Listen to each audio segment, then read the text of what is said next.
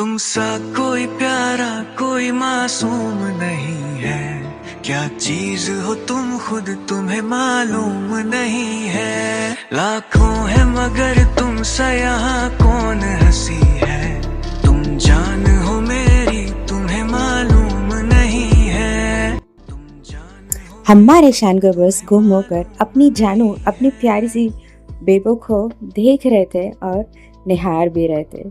जी हाँ, तो hello my dear lovely turtles, तो मैं वापस आ चुकी हूँ आप सबके पास और मैं आपकी प्यारी सी ऑथर रूबी। तो हमारी रूबी लैंड में आप सबको फिर से बहुत बहुत स्वागत है।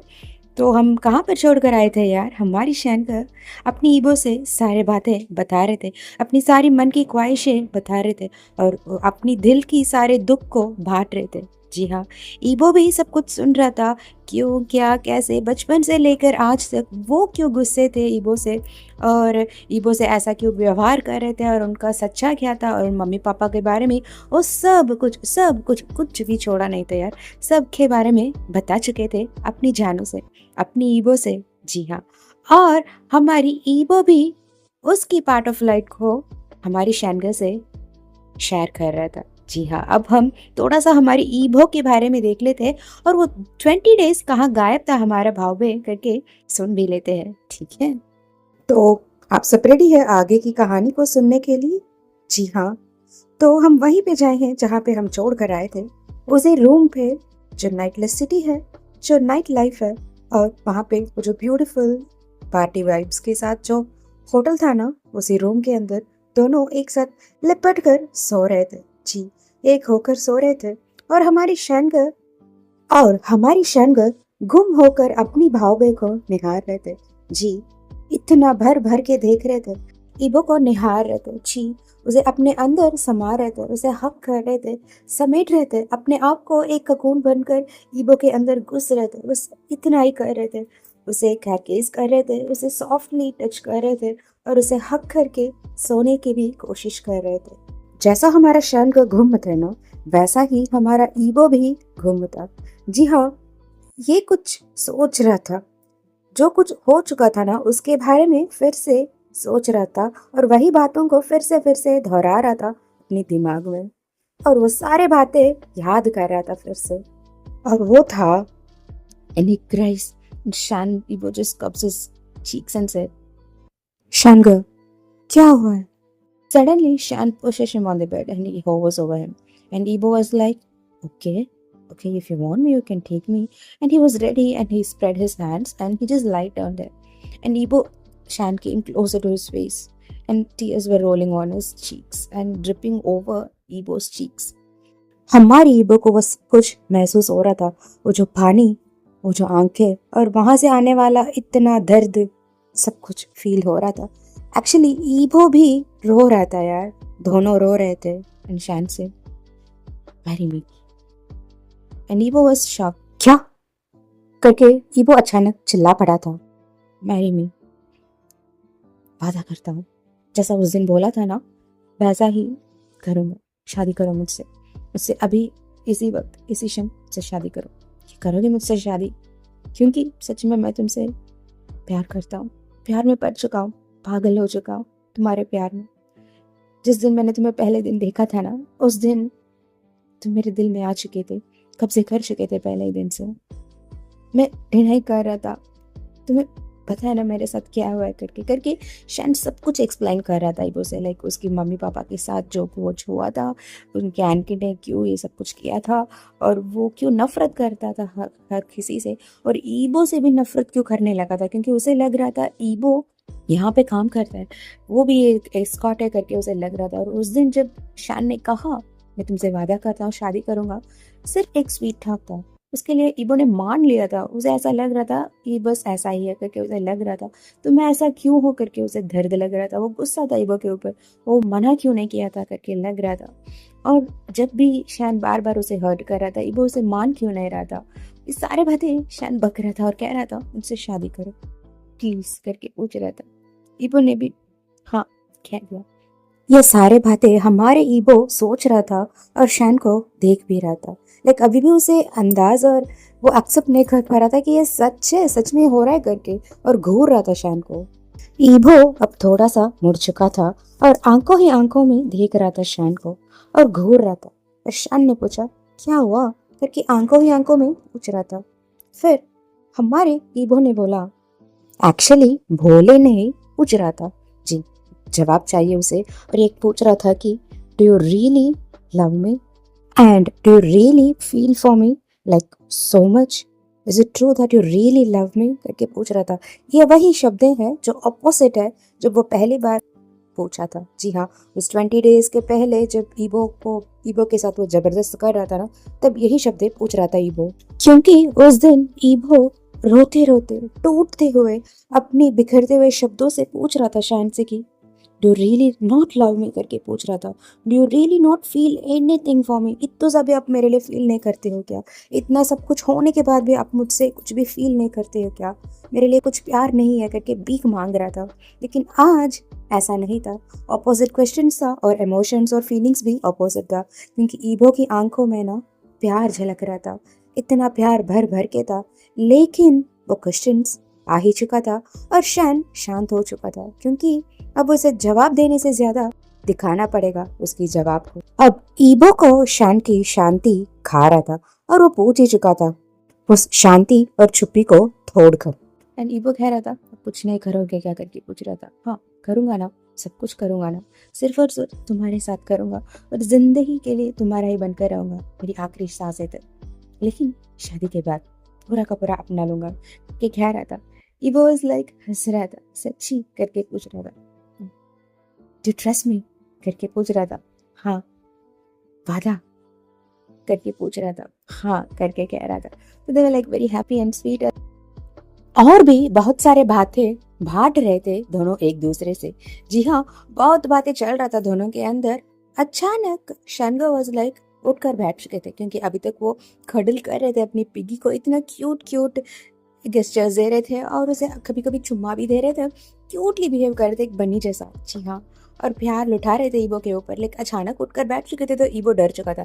लेकिन फिर से लेकिन सब लोग हमेशा कहते थे ना, उसकी फ्रेंड्स भी कहते थे ऐसा मत उठाया कर, हमें ऐसा लग रहा है हमें हार्ट अटैक आ जाएगा, वैसा ही अभी भी कर रहे थे। तो ईबो बस लाइक समझ पा रहे थे सच में उनकी फ्रेंड्स की वो जो हार्ट अटैक की सिचुएशन को समझ पा रहे थे और पूछ रहे थे क्या हुआ करके डर से। तो शानगो वाज लाइक घूर रहे थे और फिर पूछ रहे थे इस 20 दिन तुम कहाँ जा चुके थे वो करके थोड़ा सख्त वॉइस में कह रहे थे। और अगली क्षण रो रहे थे लिटरली और पूछ रहे थे तुम कहाँ जा चुके थे, हाँ मुझे छोड़कर, मैं कितना परेशान हो चुका था तुम्हें पता भी है करके स्नगल कर रहे थे वो को और हक कर रहे थे और क्यूटली बात कर रहे थे और कह रहे थे तुम्हें ऐसा मुझे छोड़कर नहीं जाना चाहिए था, चाहिए तो मुझे मार सकते थे, पीट सकते थे, नहीं तो पिटाई भी दे सकते थे ना, ऐसा छोड़कर क्यों चले गए। हाँ मैं इतना परेशान हो चुका था, लेकिन कहाँ थे तुम इतने 20 दिन तक, मैं उस जहाँ पे रोज आता था, रोज रोज आता था, पता है तुम्हें करके बोल रहा था। ईबो वाज लाइक हंस रहा था और कह रहा था और अचानक वो शांत हो चुका था। उसकी फेस में जो स्माइल था ना वो सब कुछ गायब हो चुका था और वो देख रहा था शैन को। शैन को भी समझ आ रहा है कुछ तो हुआ है करके, तेरा दादू करके वो कुछ बोल रहा था। अचानक ईबो की आंखों में ना एक आंसू टपक ही चुका था और शैन के हाथ में आकर ऐसा लुढ़क चुका था और ब्लास्ट हो चुका था, बहुत बल्कि टीयर्स था। तो शैन वाज लाइक भाव पे करके वो पास आ चुके थे और अपनी हाथों से अपनी ईबो की चीक्स को पकड़ चुके थे और कह रहे थे कुछ प्रॉब्लम है क्या, मुझे बताओ, हम एक साथ सुलवा देंगे, प्लीज बेबी, ऐसे मत रो ना करके कह रहे थे। नहीं गगन, मुझे ना आपसे पहले बता देना था करके वो खुद को कंपोज कर रहा था। हाँ रोने आ रहा था, बहुत आ रहा था, फिर भी वो खुद को कंपोज कर रहा था और रोते रोते बता रहा था उस दिन क्या हुआ था करके। जी हाँ, तो हम हमारी ईबो के बारे में अभी सुन लेते हैं। तो हमें उस दिन पर जाना चाहिए 20 दिन के पहले जब ईबो के साथ वो हादसा हुआ था ना।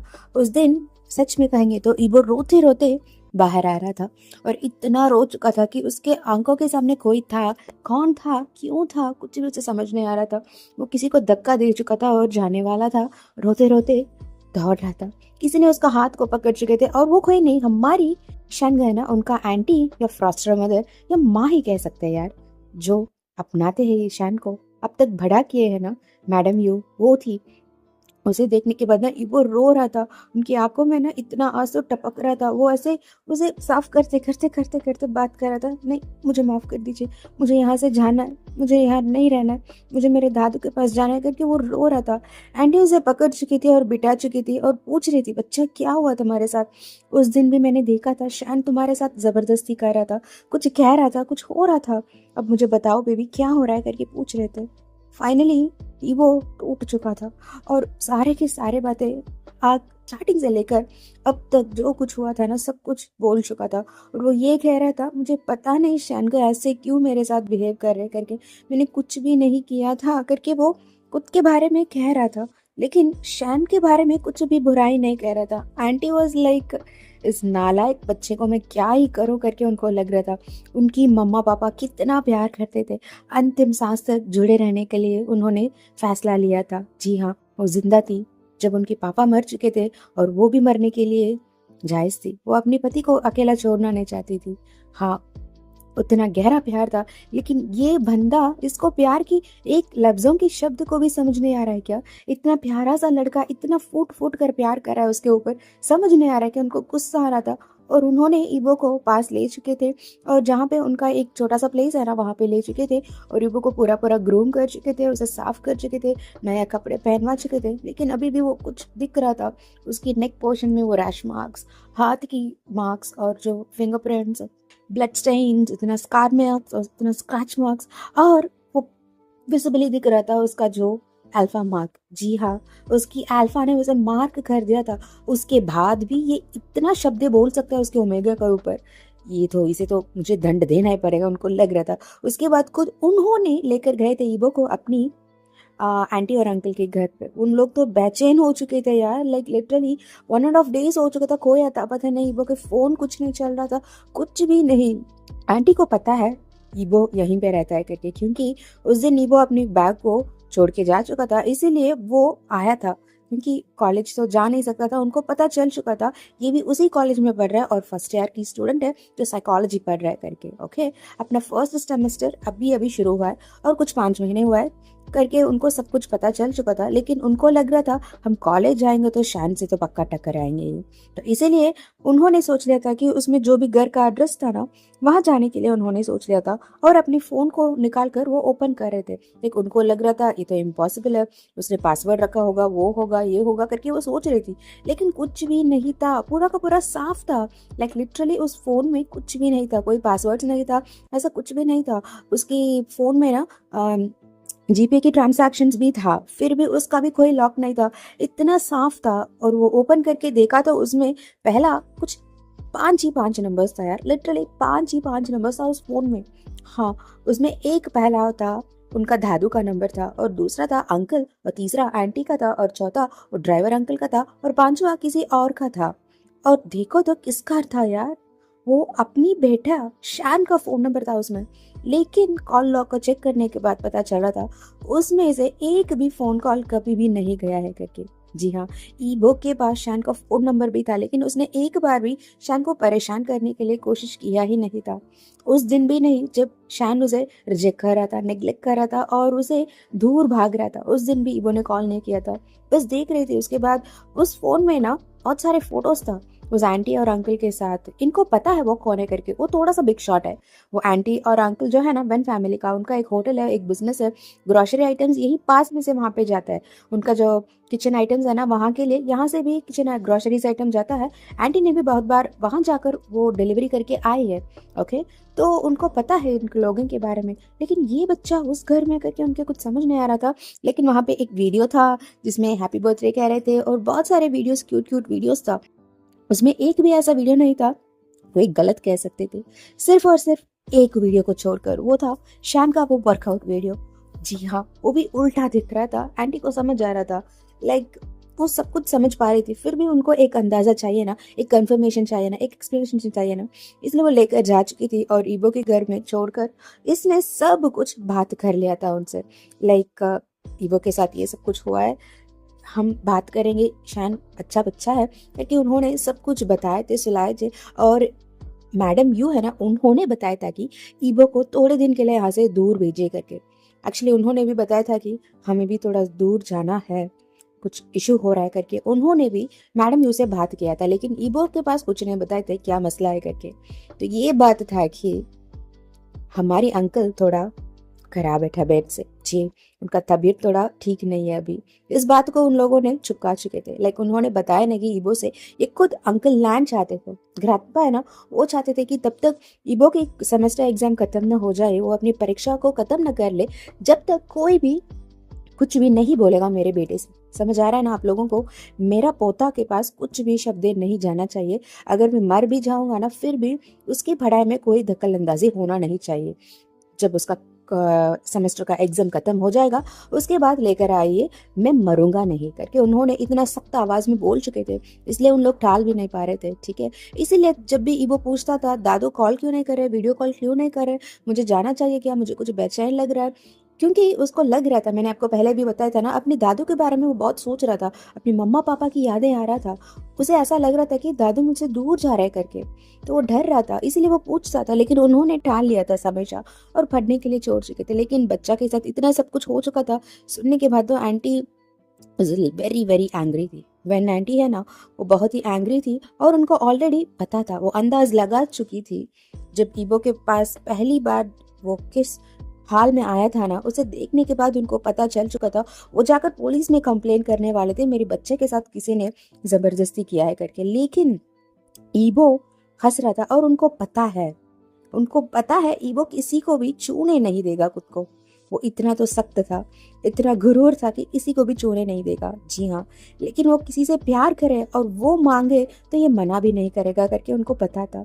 तो एक ही शख्स का नाम उसकी दिमाग और दिल में आ रहा था, वो था शैन। और वो सोच रहे थे चलो ठीक है, आगे बढ़ रहे, अच्छा लड़का है वो भी, क्योंकि उन्होंने भी सारा का सारा चेक कर लिया था उसके बारे में। जब ईबो ने उसे बताया था कि ये है वो बंदा करके, वो प्रॉम नाइट के दिन आकर छोड़कर गया था ना शैन, उसी दिन हमारी आंटी ने सारा का सारा डिटेल्स निकाल चुकी थी शैन के बारे में। शैन की सारी बायोडाटा उनके पास थे, तो उनको भी पता है ये बच्चा भी थोड़ा ठीक नहीं है, उसके साथ भी बुरा हो रहा है। अगर एक दर्द हो रहा है उनके साथ एक अच्छा होगा तो वो भी अच्छा हो जाएंगे ना, ऐसा ही था। उसकी जिंदगी में इतने खराबियां था, वो खुद से इतना टूटा हुआ था। जब ऐसा एक लड़का, ऐसा एक प्यारा लड़का उसकी जिंदगी में जाएगा तो खुशियां ही खुशियां होगा ना। तो आंटी वॉज लाइक ओके। लेकिन कुछ 3 दिन के बाद उनको समझ आ रहा था कुछ तो गलत है, कुछ तो गलत है करके। लेकिन वो सोचे समझे उसके पहले इतना बढ़ चुका था करके उनको समझ नहीं आ रहा था।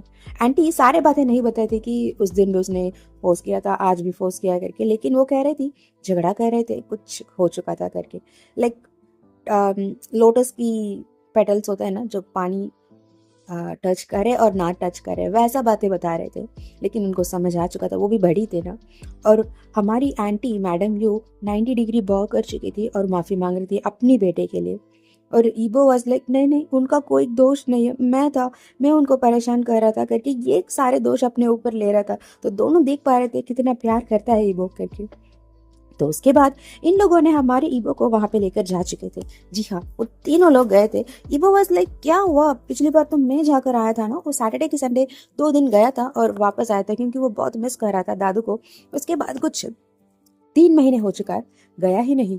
तो अब आकर वो जा रहा था फिर से, तो बहुत खुश था। लेकिन अंकल और आंटी भी आ रहे थे, तो इट वाज लाइक क्यों, पिछली बार तो मैं अकेले गया था ना, इस बार क्यों आ रहे करके बहुत सारी बातें चल रहा था उसके मन में। फिर भी वो खुश था, लाइक सब लोग जा रहे हैं, दादू को देखेंगे। उसको ना थोड़ा सा मन खुश हो रहा था, शाम के बारे में थोड़ा सोचने से भूल कर रहा था, लाइक वो स्टॉप कर रहा था खुद को शाम के बारे में सोचने से। तो यही हो रहा था और वहां पे पहुंच भी चुके थे और सब लोग अंदर जा रहे थे। जाकर देखा तो उस माहौल कुछ ठीक नहीं लग रहा था। वहां पे ऐसा ही एक सिचुएशन पहले भी आ चुका था, ईबो भी देखा था। जी हाँ, ऐसा लग रहा था कि वहां पे कुछ बीमारियां फैल रहा है, कुछ एंडेमिक जैसा वहां पे दिख रहा था। ईबो डर चुका था और दौड़ रहा था घर के लिए, क्योंकि उनकी दादू को पहले भी एक बार अटैक आ चुका था। जी हाँ, जब वो अपनी 80 ईयर्स समथिंग उसमें थे ना, तब उनको ऐसा ही एक अटैक आया था।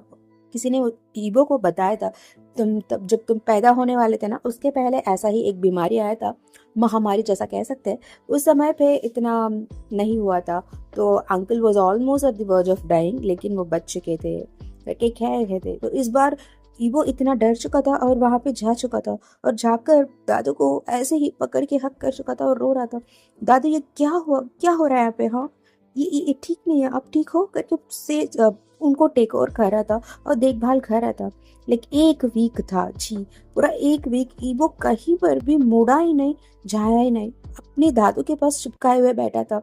उसके आंखों में आंसू भी आ रहा था, उसे कहने का भी मन हो रहा था, मैं ना अभी प्योर नहीं हूँ दादू, मैं किसी का हो चुका हूँ, किसी का बन चुका हूँ, किसी ने मुझे मार कर लिया करके वो कहना चाहता था।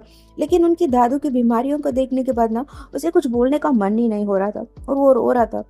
दादू वॉज लाइक समझ रहे थे, सब कुछ समझ रहे थे, फिर भी कह रहे थे, बच्चा सब ठीक है, देखो तेरा दादू इतना स्ट्रांग है, स्टील बॉडी है अपनी दादू का, याद है ना तुम्हें, करके हंसी हंसी सा बात कर रहे थे। ये वो उनको टेक ओवर कर रहा था, नहाता था, उनको खिलाता था और खाना भी देता था और टैबलेट्स देता था, सब कुछ करता था और अच्छा सा टेक ओवर करता था। रात में एक वॉकिंग भी जाते थे। ऐसे ही गया था पूरा 1 वीक। लेकिन उनकी दादू की तबीयत थोड़ा बिगड़ रहा था। ईबो भी देख रहा था, वो ना छोड़ने का मन नहीं हो रहा था उसका। ऐसा लग रहा था 1 सेकंड भी ना बाहर चला जाओ ना, दादू मुझे छोड़ कर चले जाएंगे। उसे डर लग रहा था फिर से कोई उसे छोड़ कर चले जाए ना। अब उसके दिमाग, दिल और कुछ भी नहीं था यार, क्षमता बिल्कुल नहीं था, वो ऑलरेडी टूट चुका था। शैन के व्यवहार के बाद वो बहुत टूट चुका था। तो इसलिए ना अभी दादू को गुम होने का तो बिल्कुल क्षमता नहीं है उसके अंदर, उसे वो बिल्कुल एक्सेप्ट नहीं कर पाएगा और सहन नहीं कर पाएगा। इसलिए ना वो हमेशा दादू के पास चिपकाए हुए रह रहा था। ऐसे ही चलते चलते 1.5 वीक्स हो चुका था और उस दिन रात में वो दादू को खाना खिला रहा था और बात बता रहा था और कह रहा था, उसकी आंखों में ना आंसू आ रहा था क्योंकि अभी कुछ 2 दिन से दादू चल नहीं पा रहे थे। वो बस ऐसे ही बैठे रह रहे थे और ईबो उनको टेक ओवर कर रहा था और बोल रहा था, दादू आइए ना, हम वॉकिंग के लिए चलेंगे, हम वहाँ पे जाएंगे, खेती गाड़ी में जाएंगे ना, मुझे ना टमाटर खाने का मन कर रहा है, हम ताज़ा ताज़ा टमाटर लेकर आएंगे ना और खाएंगे, करके बोल रहा था। वो दादू को बाहर लेकर जाने के लिए, उनको उठवाने के लिए कोशिश कर रहा था। लेकिन सच में वो बूढ़ा हो चुके हैं यार, क्योंकि हमारी दादू कुछ 108 ईयर्स के हैं। जी हाँ, बहुत बूढ़े हैं और इतना बड़े हो चुके हैं कि अभी वो नॉर्मली है। और उसके ऊपर वो जो प्लेग था ना, प्लेग नहीं, एक पैंडेमिक या एंडेमिक कह सकते हैं, छोटा वाला बीमारी, एंडेमिक कह सकते थे, कुछ 2 महीने से वहाँ पे है। ओके, एंडेमिक ही उनको घोषित कर दिया गया था। एंडेमिक क्या होता है कि पैंडेमिक से थोड़ा कम, हमारी कोविड-19 था ना, वो एक पैंडेमिक है, यानी ऑल ओवर वर्ल्ड में वो फैला हुआ है। लेकिन एंडेमिक यानी उस कंट्री के अंदर या पर्टिकुलर लोकेलिटी के अंदर वो स्प्रेड हो चुका है। ओके, वो भी कुछ 90 डेज से ज़्यादा वो वहाँ पे फैला हुआ है, तो उसे ऐसे नाम देते थे कि एंडेमिक है करके। तो ऐसा ही एक एंडेमिक था उस सिटी, सॉरी उस टाउन में, जो इतना पॉपुलर नहीं था, इतना मेडिकल फैसिलिटीज़ नहीं था। किसी काम के लिए दूर जाना पड़ता था, किलोमीटर से किलोमीटर ट्रैवल करना पड़ता था। ओके, एक मल्टी स्पेशलिटी हॉस्पिटल उसी टाउन के अंदर नहीं था, ऐसा एक सिचुएशन था। ओके, उससे ज़्यादा उन लोगों के लिए वो जो अवेयरनेस है ना, वो बहुत कम था, लिटरली कम था।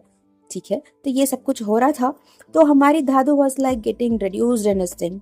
और उसके बाद उस रात दादू बुला रहे थे ईबो को और बैठा चुके थे और कह रहे थे, भाव बे करके कह रहे थे, हाँ दादू क्या हुआ, भूख लग रहा है क्या, दूध लेके आऊं आपके लिए, करके बोल रहा था। हाँ लेकर आओ, जो तेरा मन करे। तो वो लेके आ चुका था और दादू को दे रहा था। उसके बाद उसने टैबलेट्स भी दे चुका था और बैठ चुका था, नीचे बैठ चुका था और उनकी दादू की पैर है ना, उसे दबा रहा था।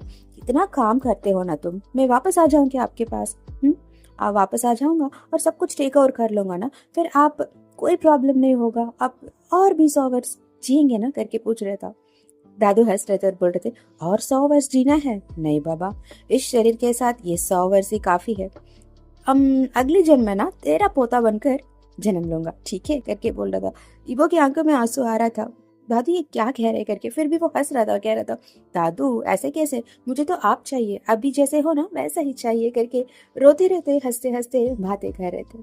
इतना ब्यूटीफुल कॉन्वर्सेशन वहाँ पे चल रहा था। उसके बाद अंकल ने बोला, हमारी दादू ने बोला, बच्चे उधर जाओ, वहाँ पे एक बॉक्स है, डिब्बा जैसा है, उसे लेकर आओ यहाँ पे, करके कह रहे थे।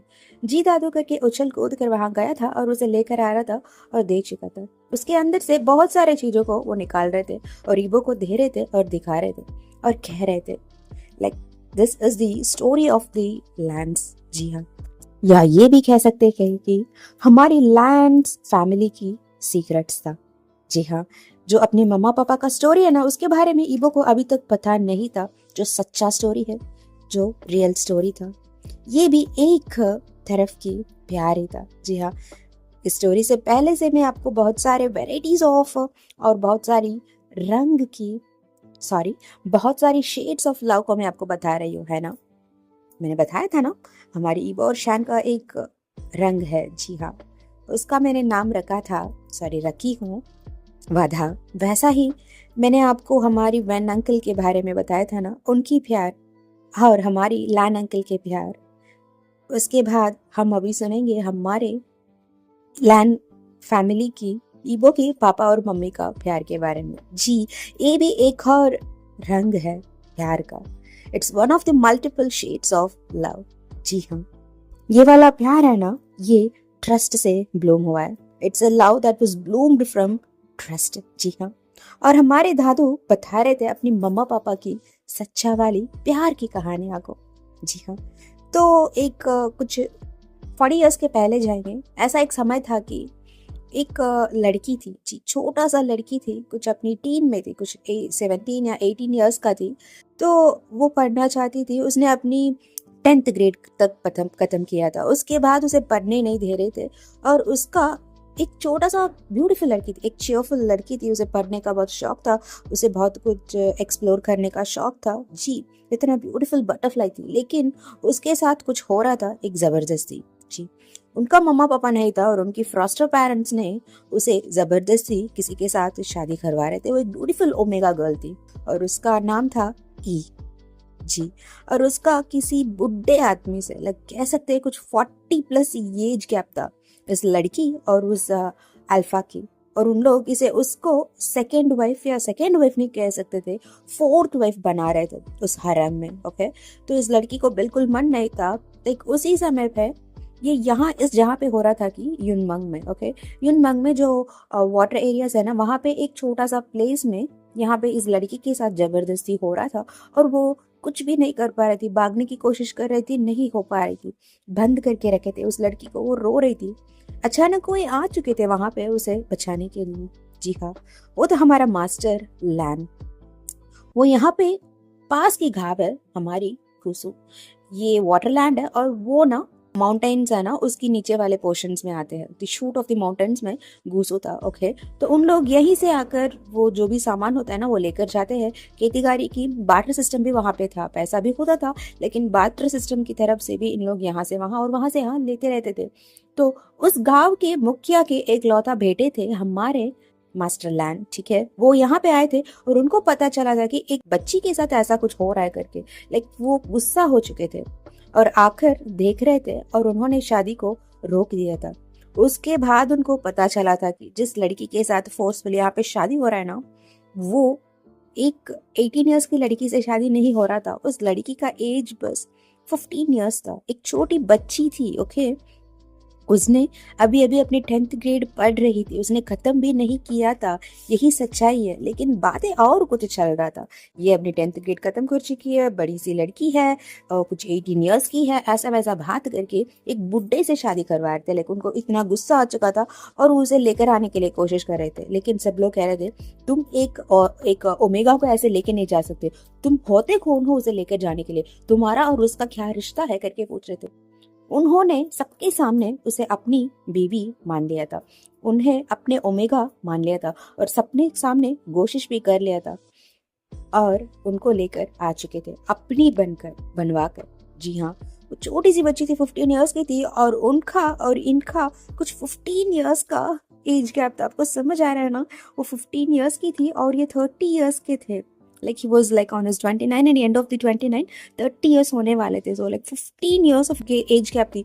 वो बस देख रही थी टिमटिमाती आंखों से, और लेके आ चुके थे और अपनी पापा के सामने खड़े रह रहे थे, और उन्होंने सब कुछ बता दिया था।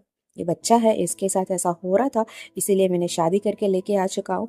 अगर आपको कोई प्रॉब्लम है तो कोई नहीं, मैं इसे छोड़ दूंगा, इसको मैं पढ़वा लूंगा, इसे पढ़ाऊंगा, इसे यहाँ से बाहर शहर भेजवा दूंगा करके कह रहे थे। लेकिन अंकल वॉज आज तक उसने कभी भी शादी के लिए हाँ नहीं कहा था। उनके बेटे ने, पता नहीं क्यों, उन्होंने शादी के लिए हमेशा मना करके आए थे। वो एक बड़ा सा मुखिया है विलेज के, पूरी क्लैन है ना, पूरी लैंड विलेज है ना, वो टाउन, सबके सब अच्छा मानते थे इस अंकल को। फिर भी उन्होंने कभी भी शादी के लिए हाँ नहीं कहा था। अपने पापा भी फोर्स नहीं कर पा रहे थे, लेकिन आज उन्होंने खुद एक लड़की को लेकर आए हैं, तो उन्होंने सोच रहे थे चलो ठीक है, यही है हमारी घर की लक्ष्मी करके उन्होंने भी मान लिया था। उसके बाद वो बहुत अच्छे से रह रहे थे उस बच्ची के साथ। वो दादू, हमारी अंकल लैन है ना, जो फादर इन लॉ है हमारी मैडम लैन ई की, उनके साथ भी बहुत अच्छे से रह रहे थे, उनको पढ़ा रहे थे, सब कुछ हो रहा था। लेकिन बहुत क्लैशेस भी आ रहा था, आप कैसे एक ओमेगा को पढ़वा सकते हैं करके। फिर भी उन्होंने पढ़ाया था। वो अपनी 12th ग्रेड तक खत्म कर चुकी थी। उसके बाद वो कॉलेज पढ़ना चाहती थी, लेकिन हो नहीं पा रहा था। ये भी मान चुकी थी यहाँ रहेंगे तो इस घर के लिए, इस घर की जो इज्जत के लिए मुझे ये कुर्बान देना ही पड़ेगा करके वो सोच चुकी थी। लेकिन वो अपनी फादर इन लॉ है ना, उनसे अच्छा सा बात करती, सब कुछ होता था। और वो प्रेग्नेंट भी नहीं हो रही थी, कुछ 5 साल हो चुका था, शादी होकर भी 5 साल हो चुका था। वो 20 ईयर्स का हो चुकी थी, अपनी पढ़ाई भी खत्म कर चुकी थी, एक अच्छा घर भी बना चुकी थी, बसा चुकी थी, एक अच्छा परिवार की बहू भी बन चुकी थी, सबका प्यारा थी। लेकिन फिर भी वो प्रेग्नेंट नहीं हो पा रही थी। सब लोग वो कह रहे थे, ये कह रहे थे, लेकिन अंकल को पता था क्या बात है करके। वो बस समय देना चाहता था, इसे बस ऐसे ही अपनाना नहीं चाहते थे। हमारी मैडम लैन ई को, हमारी मास्टर लैन, जी हाँ, वो चाहते थे प्यार हुए, क्योंकि उनको हो चुका था प्यार। वो बच्ची को लेकर आए थे, पहले उनको प्यार नहीं था, उसके ऊपर कोई अट्रैक्शन या कुछ भी नहीं था, वो बस एक जिम्मेदारी समझ रहे थे। लेकिन समय होते होते जो प्यार, जो खैर वो बच्चा इनको दिखा रहा था ना, और अंकल भी, हमारी फादर इन लॉ है ना, दादू, वो भी बताते थे ये तुम्हारा परिवार है, ये तुम्हारा घर बसी है, ये तुम्हारी गृहस्थी है, तो तुम्हें ये सब करना है, सब कुछ समझाते थे उस लड़की को। इंक्लूडिंग खाना बनाना भी उन्होंने सिखाया था, और पढ़ाई भी उन्होंने सिखाया था। सब कुछ कर रहे थे, तो उनको समझ आ रहा था उनका बेटा समय दे रहा है अपनी पत्नी के लिए, खुद आए उनके पास, बात करे, सब कुछ करे, इसलिए वो समय दे रहे थे। लेकिन इसी समय में बहुत सारे लड़कियां उनके पास आने के लिए भी कोशिश कर रहे थे, बहुत कुछ हो रहा था। वो एक दिन ऐसा भी समय आ चुका था कि वो पूरा का पूरा नशे में थे, लाइक लैंस पीते नहीं थे, लेकिन उस दिन कुछ बवाल हो चुका था, किसी ने ड्रग कर दिया था, क्या हुआ था किसी को मालूम नहीं था। वो पूरा का पूरा नशेली हाल में यहाँ पे आए थे, और कोई लड़की आकर कह रही थी कि ये मेरा फायदा उठा चुके थे करके, लेकिन ना करके सब कुछ खत्म कर चुके थे बात को। और सब लोग बोल रहे थे इसका अभी तक बच्चा नहीं हुआ है ना, इसीलिए उनके पति ऐसा कर रहे करके सब लोग कह रहे थे। लेकिन हमारी मैडम यहाँ लैन ई ने कहा था, आई ट्रस्ट माई हस्बैंड, जी वो ऐसा नहीं कर सकते हैं, ऐसा नहीं करेंगे, अब जो कुछ कहना है ना कह लीजिए, मैं नहीं मानूंगी, और वो भी नहीं मानेंगे कुछ भी।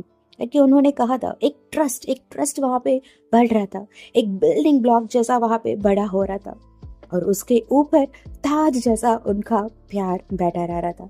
जी हाँ, it was a love bloomed from trust. जी, दोनों की तरफ से इतना ट्रस्ट था, इतना बिलीफ था, दोनों, कोई फिजिकल कांटेक्ट नहीं थे, फिर भी समझ लेते थे, बोल देते थे आंखों ही आंखों में, और सब कुछ काम भी कर लेते थे। अंकल बहुत खुश थे यार, बच्चा तो एक दिन आ ही जाएगा ना, मेरा बच्चा भी तंदुरुस्त है, अच्छा है, मेरा बहू भी बहुत अच्छी है, हो जाएगा एक दिन तो हो ही जाएगा, एक प्यारा सा बच्चा यहाँ पे आ ही जाएगा करके उनको अच्छा लग रहा था। ठीक है, तो उसी मन से सब कुछ चल रहा था। और ऐसा ही एक समय आया था कि वो विलेज था, ओके, टाउन है, थोड़ा सा विलेज कंपेयर ही कर सकते थे। उतना फैसिलिटीज़ वहाँ पे नहीं था, लाइक मेडिकल फैसिलिटीज़ या एजुकेशनल प्रोविजंस वहाँ पे उतना नहीं था। एक बैंक के लिए भी जाने के लिए दूर की सिटी के पास जाना पड़ेगा उन लोगों को, लाइक एक एटीएम था, उसमें भी कुछ आधा समय पैसा नहीं होता था। ऐसा ही थोड़ा बैकवर्ड सिचुएशन था उस टाउन का। ठीक है, ऐसा जहाँ पे एक पैंडमिक फिर से आ चुका था, और वो थोड़े दिन के बाद एंडेमिक हो चुका था, और उस समय में सारे के सारे लोगों को हमारी अंकल लैन है ना, सॉरी मैडम मास्टर लैन मदद कर रहे थे। इतना अच्छा लड़के थे, इतना साफ दिल के थे, उनके पास जो भी पैसा था ना, जो लोगों को चाहिए ना, उनको देते थे, मदद करते थे, बहुत कुछ करते थे। जी हाँ, इतना मदद करते थे, और सब लोग लाइक वाह वाह कहते थे, लेकिन बातें भी बनाते थे अब तक बच्चा नहीं है करके। फिर भी उन लोगों को कोई प्रॉब्लम नहीं था यार, अंकल को भी नहीं, हमारी मास्टर लैन को भी नहीं, हमारी मैडम या लैन को भी कुछ भी नहीं था। ऐसे ही हर खुशी उनका चल रहा था। वो पैंडेमिक भी खत्म हो चुका था। उसके बाद एक दिन हमारी मास्टर लैन है ना, वो बेहोश होकर गिर चुके थे। लाइक मैडम ई तो लैनी तो डर चुकी थी, क्या हुआ था करके उनको डर लग रहा था। उन्होंने बुला लिया था अपनी फादर इन लॉ को और कह रही थी ये हो चुका है, मदद कीजिए, हमें हॉस्पिटल जाना है करके लेके जा चुके थे। और जाकर वहाँ पे गए थे, जो टाउन की बाहर एक सिटी है, सिटी में एक हॉस्पिटल होता है, ओके। तो वहाँ पे एक पर्सन को इन लोग बहुत मानते थे, बहुत जानते भी थे। लाइक कुछ भी प्रॉब्लम हो तो इसी हॉस्पिटल पे लेके आते हैं उस गांव के सारे लोग। कोई बड़ा सा मेजर प्रॉब्लम हो, कोई ऑपरेशन करना है या बहुत बड़ा सा ट्रीटमेंट लेना है, तो उसके लिए सिर्फ यहीं पे आते हैं। तो उस हॉस्पिटल की जो मेन होते हैं ना, डीन, वो बहुत मानते हैं हमारी मास्टर लैन को, और हमारी दादू को भी बहुत जानते थे। तो उन्हीं के पास लेकर गए थे और उनको पता चला था कि हमारे मास्टर लैन है ना, उनको HIV पॉजिटिव है करके। जी हाँ, उनका एक हानिकारक बीमारी है जो कुछ भी नहीं कर सकते, उसे सही नहीं कर सकते, ठीक नहीं कर सकते। और उनका स्टेज कुछ सेकेंड स्टेज में था करके कह रहे थे। आंटी तो टूट चुकी थी, लाइक लिटरली हमारी ईबो की मम्मा है ना, वो टूट चुकी थी और बैठ कर रो रही थी। पापा पास आ चुके थे, हमारी दादू आ चुके थे और कह रहे थे बच्चा प्लीज, मेरा बेटा ऐसा नहीं है, वो ऐसा नहीं कर सकता है करके वो कह रहे थे, अपने अपने बेटे के बारे में कह रहे थे। लेकिन मैडम ने बस एक ही एक शब्द कहा था, आई ट्रस्ट माई हस्बैंड। मुझे पता है उन्होंने कुछ भी नहीं किया, चाहिए तो आप टेस्ट भी कर सकते हो, उन्होंने ऐसा कुछ भी नहीं किया है करके उन्होंने कहा था। दादू को इतना क्या कह सकते हैं यार, ऐसा एक सिचुएशन में उनके खुद के बेटे को पता चला है कि वो एक HIV पॉजिटिव है करके, लेकिन अभी भी वो ट्रस्ट कर रही थी उनके पति को कैसा हुआ है करके। उसके बाद उन लोगों ने टेस्ट किया था, सब कुछ किया था, पता चल चुका था किसी एक ब्लड ट्रांसप्लांट के कारण इनको, ये ब्लड ट्रांसफ्यूजन की वजह से इनको वो बड़ा HIV पॉजिटिव का ब्लड इनके अंदर मिल चुका था, इसीलिए इनको आ चुका था। कोई फिजिकल कांटेक्ट या कुछ भी नहीं था करके पता चल चुका था। आंटी वाज लाइक मुझे पता है, मैं ट्रस्ट करता हूँ अपने पति को, कुछ भी आप कह सकते हो। अगर ये मेडिकल फील्ड भी, ये डॉक्टर भी कहेंगे मेरा पति गलत है करके, तो मैं मानूंगी नहीं। आई ट्रस्ट हिम, बहुत ट्रस्ट करती हूँ करके वो कह रही थी। दादू इतना खुश थे, लाइक क्या ही कह सकते थे, कुछ भी नहीं। और वो देख रहे थे अपनी डॉटर इन लॉ को और हाथ जोड़ चुके थे और माफ़ी मांग रहे थे, मुझे माफ़ कर दो करके। और हमारी मैडम लैन यी, उन्होंने कहा नहीं, आप मुझे एक वादा कीजिए करके पूछ रही थी। क्या वादा है करके दादू पूछ रहे थे। मुझे पता है इसका कोई इलाज नहीं है, जब तक वो जिएंगे जिएंगे, जब तक मैं उनकी जीने को बड़ा कर सकती हूँ मैं करूँगी, लेकिन आप उनको इसके बारे में कभी भी कुछ भी नहीं बोलेंगे। आपको समझ आ रहा है ना, ये मेरे ऊपर कसम है करके वो ले चुकी थी। और दादू वाज लाइक ओके करके कह चुके थे। और बहुत कष्ट था, उनको भी कष्ट लग रहा था, लेकिन वो कह चुके थे और उनको भी पता चल चुका ना। इसका रियल कारण ये था कि हमारी अंकल मैडम मास्टर लैन है ना, वो बहुत सारे लोगों को मदद कर रहे थे। पैंडेमिक में बहुत सारे लोगों को खून भी चाह रहे थे, like they needed blood, okay. तो इसीलिए हमारे मास्टर लैन किसी को डायरेक्टली ब्लड दे रहे थे, ओके। वो उसी प्लेस में दे रहे थे कि जो ऑलरेडी यूज्ड यूटेंसिल्स है ना, जो मेडिकल किट होता है ना, इंजेक्शन सिरिंजेस, वो ऑलरेडी एक पर्सन को यूज किए थे, उसी मेडिकल किट को फिर से यूज कर चुके थे जिसमें ऑलरेडी किसी का खून था, ओके। उसी को यूज कर चुके थे। वहां पे डेफिशिएंसी था यार, सरप्लस नहीं था, ऐसा कह सकते थे। इतना सारे पीपल्स थे लेकिन वहां पे उतना सारा इक्विपमेंट्स नहीं था, ओके। तो level like using it and उसे सैनिटाइज कर रहे थे, बार बार सैनिटाइज करके उसी चीजों को बार बार यूज कर रहे थे। ऐसा ही करते समय एक बार ऐसा हो चुका था कि ब्लड वॉज ट्रांसफ्यूर्ड। जी हाँ, एक HIV पॉजिटिव पर्सन का ब्लड इनके बॉडी के अंदर आ चुका था, बस एक बूंद का था, ये सच्चाई था, लेकिन फैल चुका था। और आज आकर कुछ 6 महीने के बाद ऐसा कांड हो चुका था, उनको भी आ चुका था। तो ये बात है। उसके बाद हमारी मैडम लैन ई सब कुछ टेक ओवर कर रही थी, अंकल को इतना टेक ओवर कर रही थी कि बहुत प्यार कर रही थी। और उसने एक डिसीजन ले लिया था। जी हाँ, वो दोनों नहीं रहेंगे तो भी चलेगा, लेकिन उनका प्यार का निशानी इस दुनिया में होना बहुत जरूरी है करके उसने सोच लिया था। तो लाइक 5 years के बाद मैडम ई खुद इनिशिएट ली थी। वो चाहती थी मैं एक बार अपने पति के साथ रहना चाहती हूँ, उनको महसूस करना चाहती हूँ करके खुद उनके पापा के पास बताई थी। और वो कुछ ऐसा मेडिसिन ली थी कि स्टिमुलेंट्स था। जी हाँ, ऐसा कुछ मेडिसिन उसने अपनी पति के खाने में मिला चुकी थी। और उस दिन वो दोनों खुश थे, जी लिटरली खुश थे। और जैसा उसने सोचा था, 3 महीने के बाद उसे पता चल चुका था कि वो प्रेग्नेंट थी। जी हाँ, वो प्रेग्नेंट थी और उसका पहला और वेरी इंपॉर्टेंट प्रॉब्लम था उस बच्चे को कुछ ना आ जाए। ठीक है, तो इसीलिए उसने क्या कर दिया कि इतने सारे टेस्टिंग, इतने सारे चेकअप्स बहुत कर रही थी, जो भी वो खा सकती थी, मेडिसिन सब कुछ वो ले रही थी। लिटरली वो खुद के बारे में सोच नहीं रही थी, बस बच्चे के बारे में सोच रही थी। और 6 मंथ्स में उनको पता चल ही चुका था कि बेबी वॉज सेफ, उसको कोई ट्रांसफ्यूजन नहीं हुआ है, HIV पॉजिटिव उसको अंदर नहीं गया है, बेबी वॉज सेफ। बट हमारी मैडम ई थी ना, उसके अंदर उसका असर हो चुका था और वो HIV पॉजिटिव बन चुकी थी। उनका पापा भी HIV पॉजिटिव थे और मम्मा भी HIV पॉजिटिव बन चुकी थी। जी, ऐसा एक सिचुएशन था। फिर भी वो खुश थी अपने बच्चे के लिए, अपने पति के लिए और उनकी फादर इन लॉ के लिए और उस परिवार के लिए। वो जाए तो भी चलेगा यार, वो इतना तो प्यार कर चुकी है ना। 10 साल की 10 जिंदगी की प्यार वो एक ही साल में, एक ही लाइफ में कर चुकी है। इतना ट्रस्ट, इतना अंडरस्टैंडिंग, क्योंकि इतने सारे लोग बोलते थे उस लड़की को, इतना नकल उड़ाते थे और कहते थे वो इनफर्टाइल है करके, लेकिन एक बार भी उनके पति ने उसे एक बार भी गलत नहीं कहा था, समझा भी नहीं, ऐसा आंख भी उठाकर नहीं देखे थे, हमेशा साथ खड़े रह रहे थे।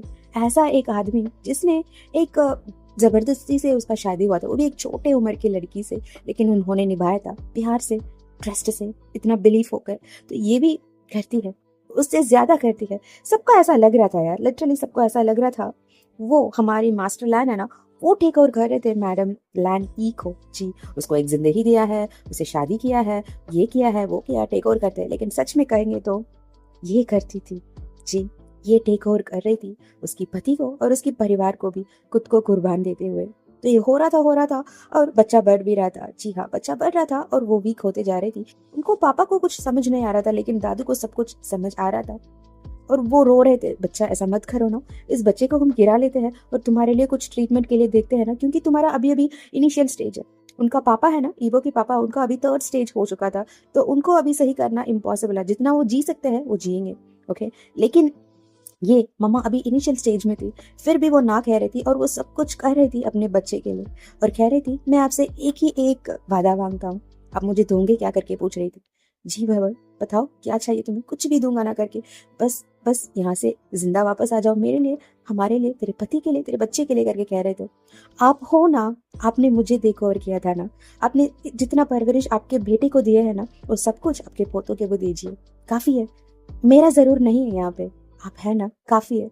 मैं चाहता हूँ आप ठीक रहे, समझ आ रहा है ना। मेरा एक ही एक ख्वाहिश है, मुझे पता है मैं बच नहीं पाऊंगी, मैं ऑलरेडी वीक थी, मेरा सिचुएशन ऐसा था कि मैं खाना कुछ भी नहीं था, मेरा मम्मा पापा नहीं थे, मैं बस अपनी फॉस्टर पेरेंट्स की घर में बड़े भले हो रही थी, वहाँ पे मैं उतना ठीक नहीं थी। लेकिन मुझे इच्छा था कि मुझे बड़ा होए, एक पावरफुल सिचुएशन में आ जाए और यहाँ पे ये जो लोग हैं ना, जो बैकवर्ड थिंकिंग रखते हैं ना, उन लोगों को समझाए और लड़कियों को ऐसा जुल्म ना करे करके बताए करके बहुत कोशिश की थी, लेकिन मैंने वो कर नहीं पाई थी। जी हाँ, अगर आज एक डॉक्टर यहाँ पे आएंगे तो इन लोगों को ठीक कर सकते हैं, जो शारीरिक बीमारी है ना उसे ठीक कर सकते हैं, लेकिन जो मन के अंदर, जो दिमाग के अंदर जो बीमारियां इतने सालों से है ना, उसे एक डॉक्टर आएंगे तो भी ठीक नहीं कर सकते।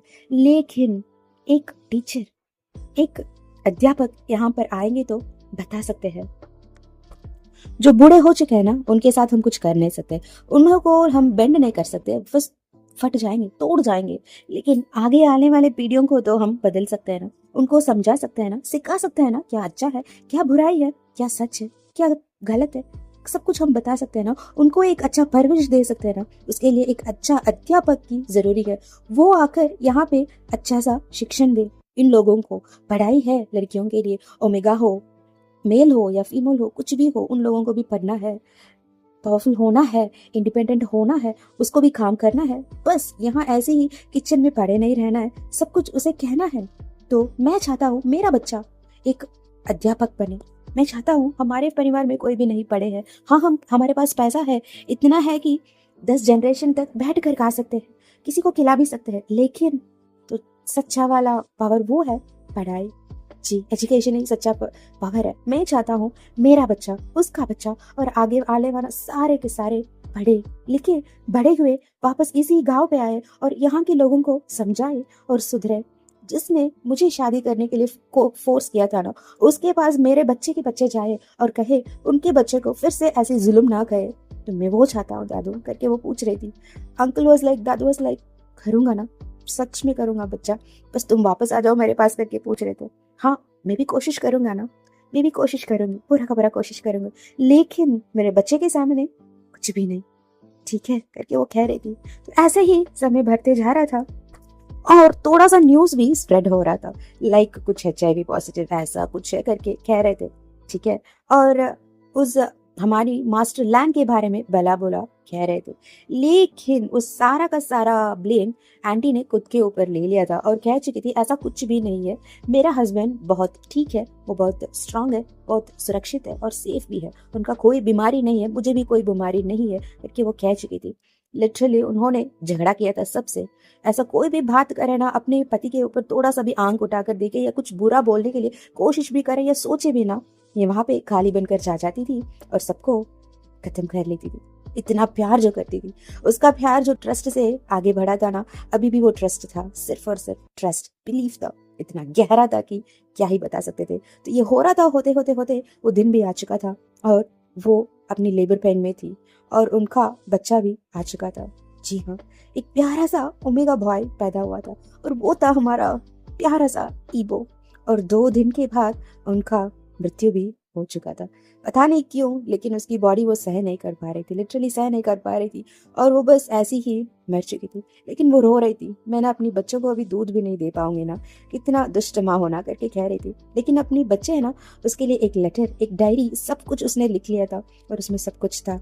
और वो वही डायरी को अब अंकल लैन दे रहे थे ईबो से, इसे पढ़ो बच्चा, इसमें सब कुछ है, मैंने तुम्हें बता दिया था जो कुछ मुझे मालूम है, लेकिन तेरी माँ जो कुछ तुम्हें कहना चाह रही है ना, वो सब कुछ इसमें है, इसे पढ़ो। और मैं चाहता हूँ, समझ आ रहा है ना तुम्हें, मैं सिर्फ एक ही एक ख्वाहिश रखता हूँ जो मेरी बेटी जैसी मेरी बहू का था, वही ख्वाहिश है मुझे भी है। मैं चाहता हूँ तुम इस पढ़ाई को छोड़ो मत। मैंने फोन किया था कॉलेज को, तेरा वो प्रिंसिपल साहब मुझसे बात कर रहे थे, जी बात कर रहे थे, उन्होंने कहा था तुम कॉलेज ठीक से नहीं आ रहे हो, पढ़ाई भी ठीक से नहीं हो रहा है, कुछ प्रॉब्लम है क्या करके मुझसे पूछ रहे थे। जी होगा, कुछ तो प्रॉब्लम होगा, मुझे पता चल चुका है, अब तुम्हारी जिंदगी में भी कोई है करके, तुम किसी का बन चुके हो करके, लेकिन जब वो आएगा ना तब तक मैं जी पाऊंगा नहीं मुझे पता नहीं, लेकिन मैं खुश हूँ, वो अच्छा है करके किसी ने मुझे वादा किया है, वो तुम्हें अच्छा रखेगा करके उन्होंने मुझे वादा किया है, इसलिए मैं चैन से यहाँ से जा सकता हूँ करके कह रहे थे। ये वो रो रहा था, दादू ऐसे मत कहिए ना करके, अच्छा मेरे बात को सुनो करके दादू कह रहे थे, मैं चला जाऊंगा ना फिर भी मेरे ख्वाहिश है तेरे पास जिंदा रहेगा, ठीक है। मैं चाहता हूँ तुम वापस जाओ, सबसे लड़ो और पढ़ो और वापस ऐसा एक बंदा बनकर आओ कि सब लोग तेरे बात को सुनेंगे, जैसा तेरी माँ चाहती थी। जो कुछ तेरी माँ ने सहा था ना, वो अंतिम क्षण में बहुत खतरनाक था भाव पे। सब लोग इतना बात कर रहे थे स्पाइनलेस अपनी टंग से, छी ऐसा ही होता है ना, वो बस एक सांप जैसा स्पाइनलेस टंग है, कुछ भी बक देता था, किसी के बारे में सोचता नहीं, कुछ भी नहीं। वैसा ही तेरे माँ के बारे में, तेरे पापा के बारे में सब कुछ बता रहे थे, लेकिन वो ये प्रॉमिस ले चुकी थी कि मुझसे और सबसे और तेरे पापा से भी कि कोई भी उनकी पति के बीमारी के बारे में किसी से बताएंगे नहीं करके। लेकिन उसने मुझे ये भी कहा था कि अगर मेरा बच्चा चाहेगा तो वो बता सकता है, सबसे बता सकता है और एक्सप्लेन कर सकता है कि ये कारण था, इस कारण से ऐसा कोई प्रॉब्लम आ चुका था करके, सबको समझाने के लिए हमें एक डायरेक्शन जैसा ले तो भी मुझे ओके है करके उसके माँ ने कहा था करके दादू कह रहे थे। और ईवो फाइनली दादू को सुला भी चुका था और कह रहा था दादू सुबह मिलेंगे करके वो जा चुका था। और पास में ही उसका एक बेड था, लाइक दोनों एक ही रूम में सो रहे थे, तो पास में जा चुका था और वहां पे उस बुक को वो पढ़ रहा था। जो कुछ उनकी दादी ने कहा था ना, वो सब कुछ उसमें लिखा हुआ था, वो भी इमोशनली। उसमें उनकी माँ की आंसुओं की धब्बा भी दिख रहा था उस पेपर्स में।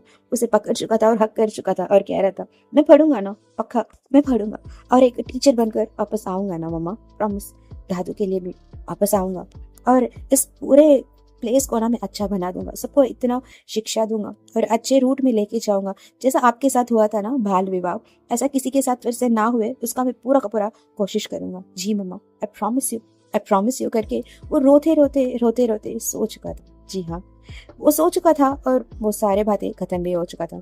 मैं आपको एक और बात भी बता देती हूँ कि वो पैदा होने के बाद 1.5 years उनके पापा जिंदा थे और वो टेक ओवर कर रहे थे। जो कुछ उस बच्चे को चाहिए ना, उस वो अल्फा डैड का जो प्यार, वो मम्मा का इतना मिस करता था, उसकी प्री हार्मोन्स के लिए बहुत तरस रहा था। उसे ना दूध भी नहीं मिला था, एक बार भी अपनी मम्मा का दूध नहीं मिला था। वो दे ही नहीं सकती थी ना, क्योंकि उसकी एचआईवी पॉजिटिव थी, तो दे नहीं पा रही थी। तो इसलिए उनके पापा का प्री हार्मोन्स ही था, पूरा 1.5 ईयर्स सिर्फ उनका पापा का प्री हार्मोन्स ही था। वो भी बहुत वीक होते जा रहे थे, उनको भी अभी जीने का कोई मन नहीं था।